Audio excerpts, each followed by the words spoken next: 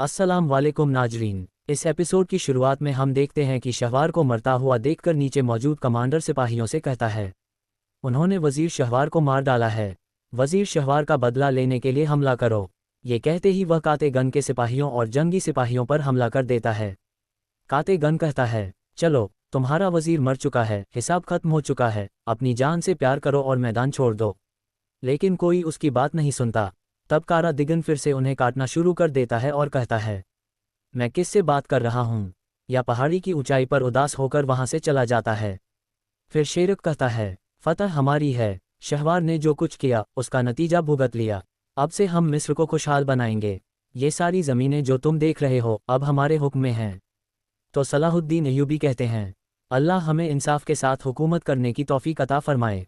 और फिर शेरक कहता है, तुम देख रहे हो न, आज अल्लाह ने हमें कैसी नेमत दी है। हम तकरीबन 2.5 सदियों के बाद फातिमी रियासत के दिल में हैं।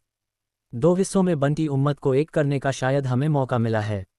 दूसरी तरफ बैतुल मुक़द्दस में अमलक दुआ मांग रहा होता है, मेरे खुदा, मुझे अपनी अजीम नेमत से महरूम मत कर, मुझे माफ़ कर दे कि मैं तेरे और कुद्स के लायक बादशाह नहीं बन सका।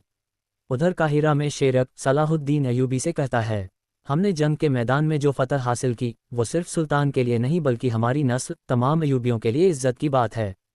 फिर रूकी वहां दाखिल होते हुए कहता है, अय्यूबियों को किस चीज़ ने इज्जत दी। तो जवाब में शेरक कहता है, हमने एक बार अपने सुल्तान को मायूस किया था लेकिन अब हमने उसे पूरा कर लिया है। हम उसी बारे में बात कर रहे थे। सलाहुद्दीन अय्यूबी कहते हैं, असल इम्तिहान अब शुरू होता है। ज़मीन जितनी बड़ी होगी हमारा बोझ उतना ही बढ़ेगा। शेरक कहता है, तुम सही कहते हो सलाहुद्दीन, जैसे ही सुल्तान का हुक्म पहुंचेगा। तो यार की फ़ौरन कहता है, क्या जल्दी है अमीर शेरक, तख्त यहीं है, ये भाग नहीं रहा। शेरक जवाब देता है, यह अच्छी बात नहीं कि अमीरी में देरी हो। तख्त कहीं नहीं जा रहा लेकिन लोग बेचैन हैं, इसलिए हमें फ़ौरन निज़ाम बरकरार रखना होगा। सलाहुद्दीन अय्यूबी कहते हैं, दरअसल एक मामला है जिसे हमें हल करने की ज़रूरत है। सलीबियों से लिया गया माल एक गनीमत हमें मिस्र के लोगों में बांटना चाहिए। ये सुनकर रूकी हैरान हो जाता है। अफ़हानी कहता है, यह आपके बेटे अमीर सालेह की खुशकिस्मती है मेरे सुल्तान। पहले हरम किला और अब मिस्र काफिरों की सारी गंदी गिरहें एक एक करके खुल रही हैं। अगर आप मुनासिब समझें तो मैं मिस्र में वजारत के ओहदे के लिए अमीर शेरक के नाम पर तख्तनशीनी के दस्तावेज़ तैयार करूं। सुल्तान कहते हैं, अभी नहीं, तुम बस तैयारियां मुकम्मल रखो। अफ़हानी चला जाता है। फिर मदद आता है और कहता है, सुल्तान ए मुअज़्ज़म, माफ़ करें, क्या वजारत के दस्तावेज़ों का पहुंचना मिस्र में निज़ाम बरकरार रखने के लिए ज़रूरी नहीं। सुल्तान कहते हैं, हाँ मदद, ऐसा ही है। मदद पूछता है, क्या आपके ज़हन में वजारत के लिए कोई और है। ये सुनते ही सुल्तान सोच में पड़ जाते हैं। काहिरा में रूकी अमीर सलाहुद्दीन से कहता है, तुम कानून जानते हो, जो तुम कह रहे हो वैसा नहीं हो सकता। माले गनीमत जंगी सिपाहियों का हक है। सलाहुद्दीन अय्यूबी कहते हैं, बेशक ऐसा ही है, लेकिन हमारे नए लोग हैं, उनके चेहरों पर मुस्कुराहट लाने के लिए हमें कुर्बानी देनी होगी। शेरक कहता है, हम उन्हें खुश करने के लिए कुछ और कर सकते हैं लेकिन माल गनीमत नहीं। सलाहुद्दीन अय्यूबी कहते हैं, उन्होंने शहवार की गलत सियासत की कीमत चुकाई है। अगर वो हमें रहमदिल नहीं देखेंगे तो हमें कबूल नहीं करेंगे। रूकी कहता है, लगता है तुम जो कह रहे हो वो सुन नहीं रहे। माले गनीमत हमारे सिपाहियों की तलवार का हक है। शेरक भी कहता है, अमीर सलाहुद्दीन, ये नामुमकिन है। सिपाही अपनी तलवारों के बल पर अपने घरों की किफ़ालत करते हैं। सलाहुद्दीन अय्यूबी कहते हैं, हम यकीनन सिपाहियों को मुश्किल में नहीं छोड़ेंगे, कोई न कोई रास्ता ज़रूर निकालेंगे। यार की बात काटते हुए कहता है, तुम कह रहे हो कि जिस ज़मीन को हमने तलवार के ज़ोर पर हासिल किया उसके लिए हम लोगों को रिश्वत दें। सोना तो हमारे सिपाहियों के खून का हक है। शेरक कहता है, हम इस मामले पर तफसील से बात करेंगे, देखते हैं कि हम अपने सिपाहियों को नाराज़ किए बिना क्या कर सकते हैं। रूकी कहता है, मेरे और मेरे सिपाहियों के हिस्से का एक भी सिक्का नहीं दिया जाएगा। सलाहुद्दीन अय्यूबी कहते हैं, मैं अपना और अपने सिपाहियों का सारा हिस्सा मिस्र के लोगों को दे दूंगा। उधर सुल्तान मदद से कहता है, मैं चाहता हूं कि कोई लायक शख्स इस तख्त पर बैठे। मदद कहता है, मेरे सुल्तान, कानून साफ है।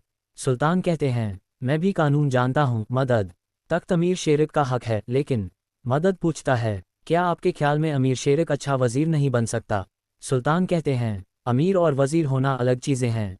जो तख्त के मुहाफिज को मशवरा देता है और जो तख्त पर बैठता है, क्या वो एक जैसे हो सकते हैं। मदद कहता है, आप ठीक कहते हैं सुल्तान, हुकुमरां होना आग की कमीज़ पहनने के बराबर है। सुल्तान कहते हैं, जिसने वो कमीज़ पहनी हो उसे गुस्से से हुकूमत नहीं करनी चाहिए। उसे अपने जज्बात से पहले अकल और तदब्बुर को रखना चाहिए। मेदो कहता है, शेरिफ जब गुस्सा करता है तो कुछ नहीं देखता, मगर उसका गुस्सा आपके नाम पर होता है। सुल्तान कहते हैं, जो वो कमीज पहने उसे लोगों के साथ अपने खानदान की तरह बर्ताव करना चाहिए।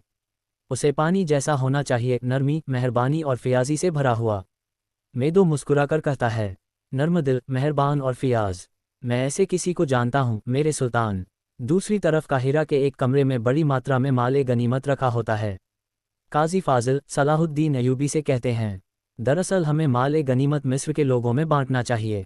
ये शेरिक की वजारत उज़्मा को कबूल करवाने के लिए एक अच्छा कदम होगा। सलाहुद्दीन अयूबी कहते हैं, लेकिन रूकी ऐतराज़ कर रहा है। काजी फाजिल पूछते हैं, शेरिक का क्या ख्याल है? सलाहुद्दीन अयूबी कहते हैं, वो सिपाहियों के रद्द अमल से डरता है, मगर मैं कोई रास्ता निकाल लूँगा। काजी फाजिल कहते हैं, शेरिक की वजारत उज़्मा कबूल करवाने के लिए मुख्तार आला मकाम खलीफा की इजाज़त। लेकिन उनकी बात पूरी होने से पहले बजूक आकर कहता है, मेरे अमीर, एक नौजवान आपसे मिलना चाहता है। इजाज़त मिलते ही वो नौजवान अंदर आता है और कहता है, मेरे अमीर, ये हाथ उस पत्थर की कीमत है जो मैंने आपके सिर पर मारा था जब आप काहिरा से निकल रहे थे। तलवार से सज़ा दीजिए। सलाहुद्दीन अयूबी को वो लम्हा याद आ जाता है जब शहवार की गद्दारी के बाद उन्हें मिस्र से निकाला जा रहा था और उसी नौजवान ने उन पर पत्थर मारा था। सलाहुद्दीन अयूबी उसका हाथ पकड़कर कहते हैं, हर इंसान से गलतियां होती हैं, हमें अपनी गलतियों से सबक सीखना चाहिए। तुमने अपनी गलती से अच्छा सबक लिया। नौजवान कहता है, मेरी एक जान है जो अब से आप पर कुर्बान। दूसरी तरफ शिफाखाने में जख्मियों का इलाज हो रहा होता है। लतीफ़ मरहम लिए खलील के पास आता है। खलील पूछता है, क्या ये तकलीफ़ देगा? लतीफ़ कहता है, मैं इसे जख्म के अंदर लगाऊंगा, थोड़ा सा जलाएगा। खलील कहता है, तो फिर मैं यह नहीं चाहता। लतीफ़ पूछता है, क्या मतलब? यह इलाज तुम्हारे लिए शिफा होगा इंशाअल्लाह। पहले थोड़ा जलेगा, फिर तुम्हारा दर्द कम हो जाएगा। खलील कहता है, मैं नहीं चाहता कि मैं सबके सामने चिल्लाऊं। हमारी रिवायत है कि ज़ख्मी सिपाही कभी नहीं चिल्लाता। ये हमारे लिए शर्म की बात है। जब कोई ज़ख्मी होता है तो साथी मिलकर गाते हैं ताकि उसकी चीख कोई न सुन सके। अगर तुम ऐसा करोगे तो मैं तैयार हूँ। एड्स कहता है, खलील, क्या हम यहाँ, वो भी शिफाखाने में, गाएं? कुछ देर सोचकर इदरीस कहता है, मुझे एक गीत याद है, वो जो कीरिक में शहीद होने से पहले उसने गाया था। ये कहते ही सब खलील के आसपास खड़े होकर गाना शुरू कर देते हैं और लतीफ़ मरहम लगाता है। दूसरी तरफ कुद्स में विलियम बादशाह अमलक की तरफ जा रहा होता है, मगर एक सिपाही उसे रोककर कहता है, बादशाह ने हुक्म दिया है कि किसी को भी अंदर न जाने दिया जाए। विलियम चौंक जाता है। लादगाय कहता है, विलियम, मैं देख रहा हूं कि कुद्स में ऐसे दरवाजे हैं जो तुम भी नहीं खोल सकते। विलियम कहता है, कुद्स में दरवाजे खुलने की तरतीब बहुत तेजी से बदलती है। जब तुम समझते हो कि तुम अंदर हो तब पता चलता है कि तुम बाहर हो। लादगाय कहता है, मैं जंग में तलवारें बोलती हैं, किताबें नहीं। तुमने काहिरा में इसका कड़वा तजुर्बा किया। उसी वक्त अंदर से आवाज़ें आती हैं, बादशाह कहाँ है? बादशाह कहाँ है? एक सिपाही दौड़ता हुआ आता है और कहता है, जनाब, महल का आंगन टेम्पलर्स से भरा हुआ है। ये सुनते ही वो दोनों वहां पहुंच जाते हैं। बादशाह अमलक अब भी दुआ मांग रहा होता है। शोर सुनकर आंखें खोलता है। बाहर टेम्पलर्स की बड़ी तादाद तलवारें लहराते हुए सिर्फ एक सवाल पूछ रही होती है, बादशाह कहाँ है? चातिर खुशी से कहता है, अब मज़ा शुरू हो रहा है। महल की ऊंचाई पर सिबिला बाल्डो के साथ खड़ी यह मंजर देख रही होती है। उसी वक्त विलियम और लादगाय वहां पहुंचते हैं। लादगाय कमांडर अंतोआन से पूछता है, यह क्या हो रहा है? तुम सब महल के सामने क्यों जमा हो? अंतोआन कहता है, वजह साफ है, मिस्र में शिकस्त। लादगाय कहता है, हम सब मायूस हैं, लेकिन ये कुद्स के अमन को बर्बाद करने की कोई वजह नहीं। विलियम कहता है, याद रखो वो कसम जो तुमने तलवार उठाते वक्त खाई थी, क्या वो ऐसे मुश्किल वक्त के लिए नहीं थी? अंतोआन कहता है, बादशाही किस दिन के लिए है? हमें मिस्र में ज़मीनों के वादे से धोखा दिया गया और जो कुछ हमारे पास था वो सब वहीं रह गया। जब हम जीत सकते थे हम वापस आ गए। अब हमें जवाब चाहिए, बादशाह कहाँ है? सब फिर शोर मचाने लगते हैं। लादगाय उन्हें चुप कराकर कहता है, खामोश हो जाओ, मेरी बात सुनो। कुछ देर बाद बादशाह अमलक वहां पहुंचता है और दूसरी तरफ बालन भी आ जाता है।